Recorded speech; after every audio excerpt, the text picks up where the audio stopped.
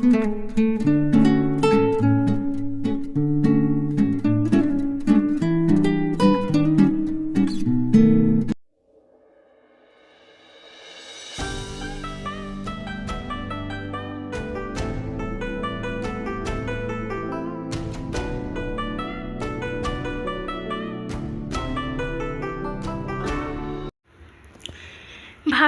লাইফের গল্প।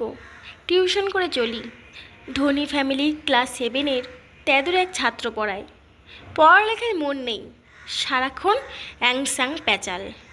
পড়ার শুরুতে ওকে একটা গল্প বলতে হবে। গল্প যদি ভালো লাগে তাহলে সে পড়বে, আর না হয় পড়বে না। প্রতিদিন গল্প বলতে বলতে আমার গল্পের ভান্ডার শেষ। তক্ত বিরক্ত আমি। একদিন বললাম, আগে এই 2টো অঙ্ক করে দেখাও, তারপর গল্প বলবো। ছাত্র বলল, স্যার এগুলো সহজ অঙ্ক, পারি, আপনি আগে গল্প বলেন।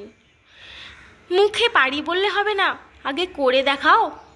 এমন সময় ওদের অল্প বয়সী কাজের মেয়েটা, 2 পিরিচের ছাত্র, আমার জন্য 2টো করে 4টে মিষ্টি দিয়ে গেল। ছাত্র মিষ্টির দিকে একবার তাকিয়ে বলল, ঠিক আছে তাইলে বাজি হয়ে যাক।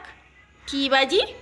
যদি অঙ্ক 2টি পারি তাহলে আমি নিজের মিষ্টিও খাবো, আপনার মিষ্টিও খেয়ে ফেলবো। বললাম, আর যদি না পারো? না পারলে আমার মিষ্টিও আপনি খেয়ে ফেলবেন। আমি বললাম, ঠিক আছে যাও বাজি। আধা ঘন্টা হয়ে গেছে। অঙ্ক 2টি করতে গিয়ে ওর গলদঘর্ম অবস্থা বুঝে এতক্ষণে আমি মিষ্টি খেতে শুরু করেছি। ছাত্র বলল, আগেই মিষ্টি খাচ্ছেন কেন? বাজিতে যদি হেরে যান? ও আচ্ছা, তাই তো, ভুলেই গিয়েছিলাম। আধ ঘন্টা বাদে ছাত্র বলল, নেন স্যার, করেছি। খাতা দেখে বললাম, একটা অঙ্কও তো হয়নি, সারাক্ষণ খালি বক বক করো, ফাজিল কোথাকার। ছাত্র রেগে উঠে বলল, বকাবকি করছেন কেন? কি করব? আপনার সাথে বাজে ছিল, অঙ্ক না পারলে আপনি আমার মিষ্টি খেয়ে ফেলবেন। ওর মিষ্টি এগিয়ে দিয়ে বলল, নেন খান। সত্যি খাবো? হ্যাঁ খান। সত্যিই খাবো? হ্যাঁ সত্যিই খাবেন। ছাত্রের পিড়াপিড়ি তো নিজের মিষ্টির সাথে ওর একটা মিষ্টিও খেয়ে ফেললাম। ছাত্র অবাক হয়ে কিছুক্ষণ তাকিয়ে রইল, তারপর হঠাৎ কান্না জুড়ে দিল। আমি ভ্যাবাচাকা খেয়ে বললাম, ওর মা পাশের ঘর থেকে দৌড়ে আসলো। কি হয়েছে বাবা? দেখো না স্যার আমার একটা মিষ্টি খেয়ে ফেলেছে। লজ্জায় আমি ভ্যাবাচাকা খেয়ে এলাম। আমতা আমতা করতে লাগলাম। ও যে এমন কিছু করবে ভাবতেই পারিনি।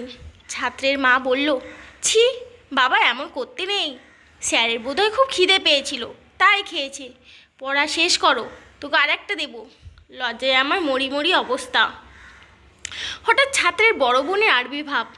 বলল, পর্দার আড়াল থেকে আমি সব শুনেছি, তুই স্যারের সাথে বাজি লড়েছিস, বাজিতে হেরে জোর করে মিষ্টি খাইয়েছিস, এখন আবার নিজেই খাচ্ছিস। তোরা থাপড়ান দরকার। আমার ঘাম দিয়ে জ্বর ছাড়ল। ছাত্রের বড় বোন যে পর্দার আড়াল থেকে আমাকে খেয়াল করতো, এই প্রথম সেটা বুঝলাম। মনে মনে তাকে লক্ষ কোটি ধন্যবাদ জানালাম। বাকিটা কেবলই ইতিহাস।